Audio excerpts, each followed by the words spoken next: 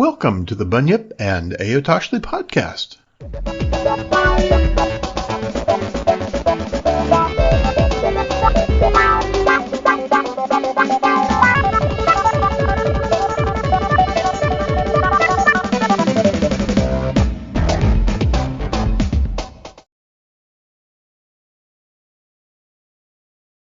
Welcome back. This is Bob, and this is Bunyip and Ayotoshli, a speculative fiction podcast. Please consider liking and subscribing on whatever platform you listen on. This week, I've got a poem and a Ray Bradbury story. First up is the poem by our friend, Jude Marie Green. She'll tell you a little about it. Lily is an emotional support dog, a German Shepherd of about 3 years old, in our home since the end of July. She doesn't bark, she's perfectly house-trained, and is frequently more dog than cat. This is just a little doggerel, a poem, an ode, probably none of these, I'm not really up on poemics, about the dog in my house. Drawing Lily. If I could draw that dog, I'd limn her sweet and straight, eyes waiting, always waiting, for a scritch or a pat or a good dog. Pyramid ears while playing, purse ears while relaxing. Right paw on my arm making contact. Be with me, see me. I'm a good girl. Shed hair on every surface wafting through the air. I'm sneezing and she's shaking out flechettes of fur everywhere. And because it's Lily, it's good. Thank you, Jude Marie. Next up is a story from the fall 1947 issue of Planet Stories. It's from Ray Bradbury, and it's called 0 Hour. Oh, it was to be so jolly. What a game, such excitement they hadn't known in years. The children catapulted this way and that across the green lawns, shouting at each other, holding hands, flying in circles, climbing trees, laughing. Overhead their rockets flew and the beetle cars whispered by on the streets, but the children played on. Such fun, such tremendous joy, such tumbling and hearty screaming. Mink ran into the house, all dirt and sweat. For her 7 years, she was loud and strong and definite. Her mother, Mrs. Morris, hardly saw her as she yanked out drawers and rattled pans and tools into a large sack. Heavens, Mink, what's going on? The most exciting game ever, gasped Mink, pink-faced. Stop and get your breath, said the mother. No, I'm all right, gasped Mink. Okay, I take these things, Mom? But don't dent them, said Mrs. Morris. Thank you, cried Mink, and boom, she was gone like a rocket. Mrs. Morris surveyed the fleeing tot. What's the name of the game? Invasion, said Mink. The door slammed. In every yard on the street, children brought out knives and forks and pokers and old stove pipes and can openers. It was an interesting fact that this fury and bustle occurred only among the younger children. The older ones, those 10 years and more, disdained the affair and marched scornfully off on hikes or played a more dignified version of hide-and-seek on their own. Meanwhile, parents came and went in chromium beetles. Repairmen came to repair the vacuum elevators in houses, to fix fluttering television sets, or hammer upon stubborn food delivery tubes. The adult civilization passed and repassed the busy youngsters, jealous of the fierce energy of the wild tots, tolerantly amused at their flourishings, longing to join in themselves. This and this and this, said Mink, instructing the others with their assorted spoons and wrenches. Do that, and bring that over here. No, here, Ninny. Right, now, get back while I fix this. Tongue in teeth, face wrinkled in thought, like that, see? Yay, shouted the kids. 12-year-old Joseph Connors ran up. Go away, said Mink straight at him. I want to play, said Joseph. Can't, said Mink. Why not? You just make fun of us. Honest, I wouldn't. No, we know you. Go away or we'll kick you. Another 12-year-old boy whirred by on little motor skates. Aye, Joe, come on. Let them sissies play. Joseph showed reluctance and a certain wistfulness. I want to play, he said. You're old, said Mink firmly. Not that old, said Joe sensibly. You'd only laugh and spoil the invasion. The boy on the motor skates made a rude lip noise. Come on, Joe. Them and their fairies. Nuts. Joseph walked off slowly. He kept looking back all down the block. Mink was already busy again. She made a kind of apparatus with her gathered equipment. She had appointed another little girl with a pad and pencil to take down notes in painful, slow scribbles. Their voices rose and fell in the warm sunlight. All around them the city hummed. The streets were lined with good green and peaceful trees. Only the wind made a conflict across the city, across the country, across the continent. In 1,000 other cities there were trees and children and avenues, businessmen in their quiet offices taping their voices or watching televisors. Rockets hovered like darning needles in the blue sky. There was the universal quiet conceit and easiness of men accustomed to peace, quite certain there would never be trouble again. Arm in arm, men all over the earth were united front. The perfect weapons were held in equal trust by all nations. A situation of incredibly beautiful balance had been brought about. There were no traitors among men, no unhappy ones, no disgruntled ones, and therefore the world was based upon a stable ground. Sunlight illumined half the world, and the trees drowsed in a tide of warm air. Mink's mother, from her upstairs windows, gazed down. The children. She looked upon them and shook her head. Well, they'd eat well and sleep well and be in school on Monday. Bless their vigorous little bodies. She listened. Mink talked earnestly to someone near the rose bush, though there was no one there.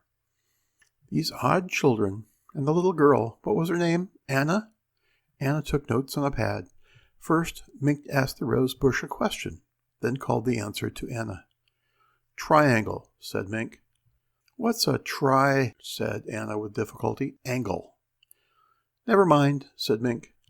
How do you spell it? Asked Anna. T-R-I, spelled Mink slowly, then snapped. Oh, spell it yourself. She went on to other words. Beam, she said. I haven't got said Anna, angle down yet. Well, hurry, hurry, cried Mink. Mink's mother leaned out the upstairs window. A-N-G-L-E, she spelled down at Anna. Oh, thanks, Mrs. Morris, said Anna. Certainly, said Mink's mother, and withdrew laughing to dust the hall with an electro-duster magnet. The voices wavered on the shimmery air. Beam, said Anna, fading. 497A and B and X, said Mink's far away seriously. And a fork and a string and a hexagon, all. At lunch, Mink gulped milk at one toss and was at the door. Her mother slapped the table. You sit right back down, commanded Mrs. Morris. Hot soup in a minute. She poked a red button on the kitchen butler, and 10 seconds later something landed with a bump in the rubber receiver.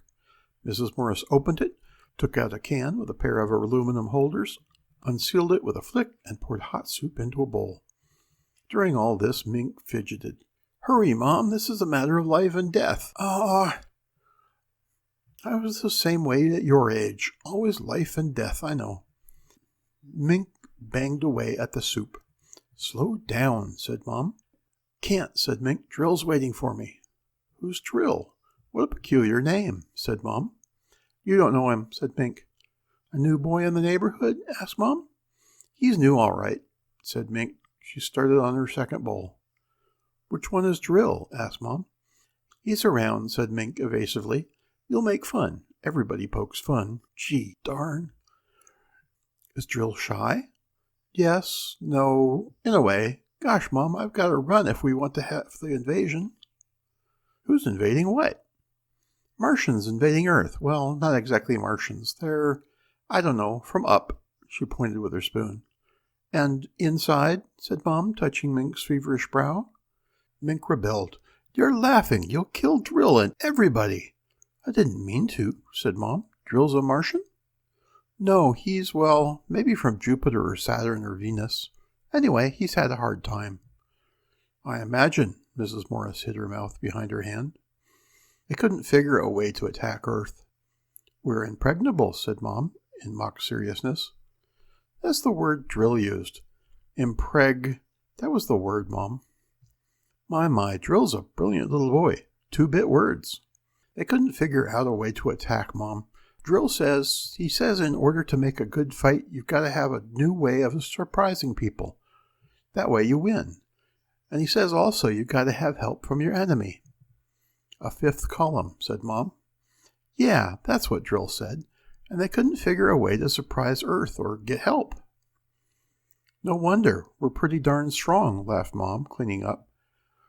Mink sat there, staring at the table, seeing what she was talking about. Until one day, whispered Mink melodramatically, they thought of the children. Well, said Mrs. Morris brightly. And they thought of how grown-ups are so busy that they never look under the rose bushes or on lawns. Only for snails and fungus. And then there's something about dim-dims. Dim-dims? Dimensions. Dimensions? 4 of them. And there's something about kids under 9 and imaginations. It's real funny to hear Drill talk. Mrs. Morris was tired. Well, it must be funny. You're keeping Drill waiting now. It's getting late in the day, and if you want to go have your invasion before your supper bath, you better jump. Do I have to take a bath? Growled Mink. You do. Why is it children hate water? No matter what age you live in, children hate water behind the ears.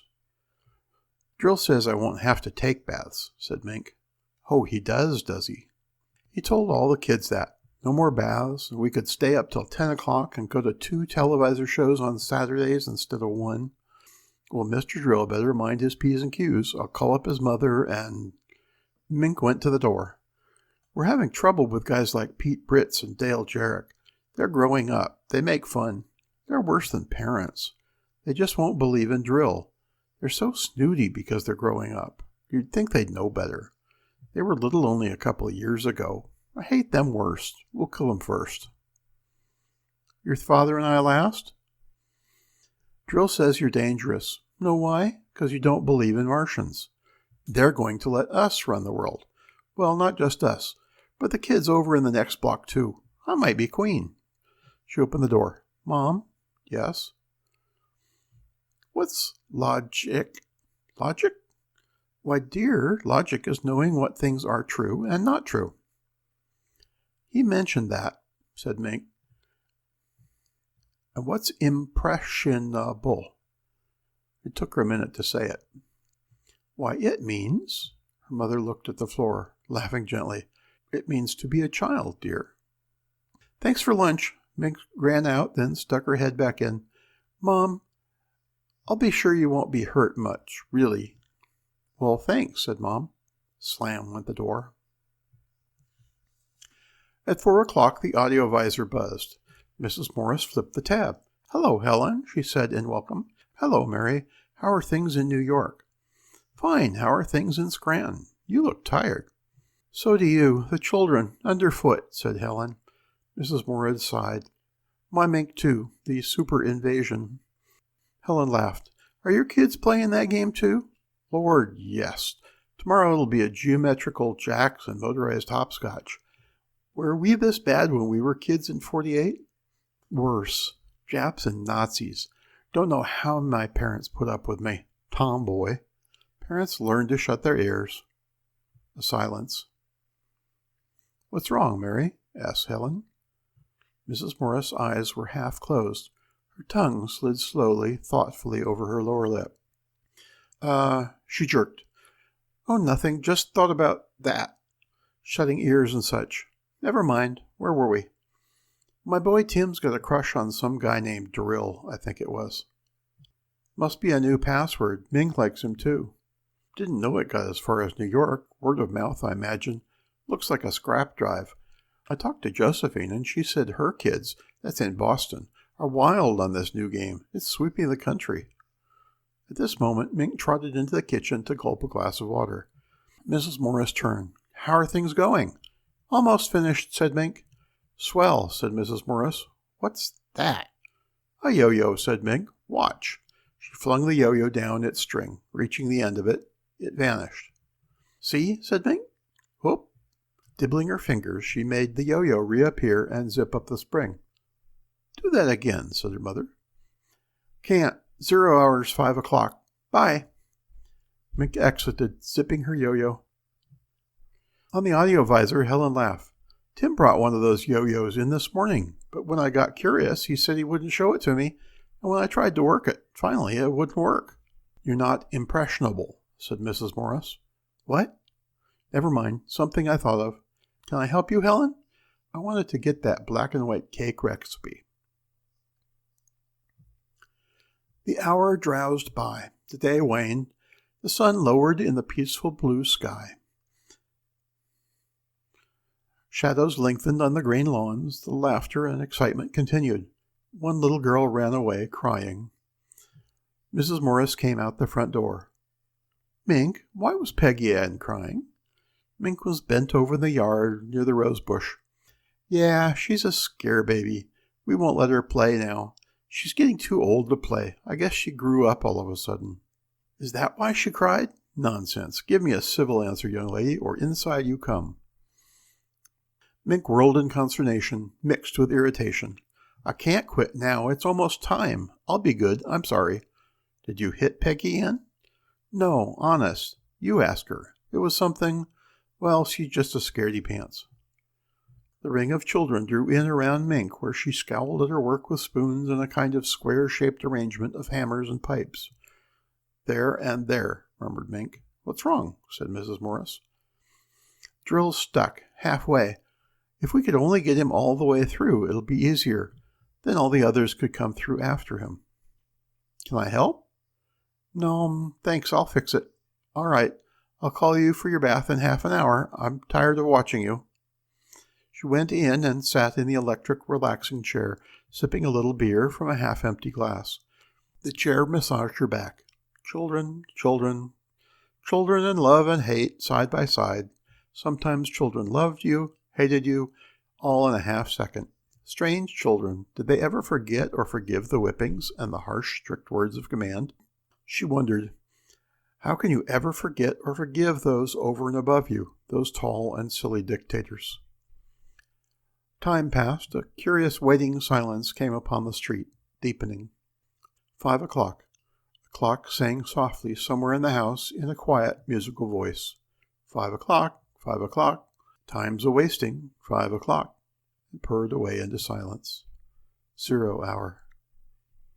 Mrs. Morris chuckled in her throat. 0 hour. Beetle car hummed into the driveway. Mr. Morris. Mrs. Morris smiled. Mr. Morris got out of the Beetle, locked it, and called hello to Mink at her work. Mink ignored him. He laughed and stood for a moment watching the children and their business. Then he walked up the front steps. Hello, darling. Hello, Henry. She strained forward on the edge of the chair, listening. The children were silent. Too silent. He emptied his pipe, refilled it. Swell day. Makes you glad to be alive. Buzz. What's that? Asked Henry. I don't know. She got up, suddenly, her eyes widening. She was going to say something. She stopped it. Ridiculous. Her nerves jumped. Those children haven't anything dangerous out there, have they? She said. Nothing but pipes and hammers. Why? Nothing electrical? Heck no, said Henry. I looked. She walked to the kitchen. The buzzing continued. Just the same, you better go and tell them to quit. It's after 5. Tell them... Her eyes widened and narrowed. Tell them to put off their invasion until tomorrow. She laughed nervously. The buzzing grew louder. What are they up to? I'd better go look. All right. The explosion. The house shook with dull sound. There were other explosions in other yards on other streets. Involuntarily, Mrs. Morris screamed. Up this way, she cried, senselessly, knowing no sense, no reason. Perhaps she saw something from the corners of her eyes. Perhaps she smelled the new odor or heard a new noise. There was no time to argue with Henry to convince him. Let him think her insane. Yes, insane. Shrieking, she ran upstairs. He ran after her to see what she was up to. In the attic, she screamed. That's where it is. It was only a poor excuse to get him in the attic in time. Oh, God, in time. Another explosion outside. The children screamed with delight as if at a great fireworks display. "It's not in the attic," cried Henry. "It's outside." "No, no." Wheezing, gasping, she fumbled at the attic door. "I'll show you. Hurry, I'll show you." It tumbled into the attic. She slammed the door, locked it, took the key, threw it into a far cluttered corner. She was babbling wild stuff now. It came out of her, all the subconscious suspicion and fear that had gathered secretly all afternoon and fermented like a wine in her. All the little revelations and knowledges and sense that had bothered her all day and which she had logically and carefully and sensibly rejected and censored. Now it exploded in her and shook her to bits. There, she said, sobbing against the door. "We're safe until tonight. Maybe we can sneak out. Maybe we can escape." Henry blew up too, but for another reason. "Are you crazy? Why'd you throw that key away? Damn it, honey." Yes, I'm crazy, if it helps, but stay here with me." "I don't know how in hell I can get out." "Quiet. They'll hear us. Oh, God, they'll find us soon enough." Below them, Mink's voice. The husband stopped. There was a great universal humming and sizzling, a screaming and giggling. Downstairs, the audio televisor buzzed and buzzed insistently, alarming, violently. "Is that Helen calling?" thought Mrs. Morris. "And is she calling about what I think she's calling about?" Footsteps came into the house. Heavy footsteps. "Who's coming in my house?" demanded Henry angrily. "Who's tramping around down there?" Heavy feet. 20, 30, 40, 50 of them. 50 persons crowding into the house. The humming, the giggling of the children. "This way!" cried Mink below. "Who's downstairs?" roared Henry. "Who's there?" "Hush! Oh, no. Weakly holding him. "Please be quiet. They might go away." "Mom?" called Mink. "Dad?" A pause. "Where are you?" Heavy footsteps. Heavy, very heavy. Footsteps came up the stairs. Mink leading them. "Mom?" A hesitation. "Dad?" A waiting. A silence. Humming. Footsteps toward the attic. Mink's first. They trembled together in silence in the attic, Mr. and Mrs. Morris. For some reason, the electric humming, the queer cold light suddenly visible under the door crack, the strange odor, and the alien sound of eagerness in Mink's voice finally got through to Henry Morris, too. He stood, shivering in the dark silence, his wife beside him. "Mom! Dad!" Footsteps, a little humming sound. The attic lock melted. The door opened. Mink peered inside, tall blue shadows behind her. "Peekaboo," said Mink. That was the great Ray Bradbury and 0 Hour. I hope you've enjoyed Jude Murray Green's poem and Ray Bradbury's story in this week's Bunyip and Eotoshli. If you have, please consider liking and subscribing on whatever platform you're listening on. If you'd like to support our podcast hosting, please consider throwing something in the tip jar. Until next week, I'm Bob. This has been Bunyip and Eotoshli, a speculative fiction podcast, and thank you for listening.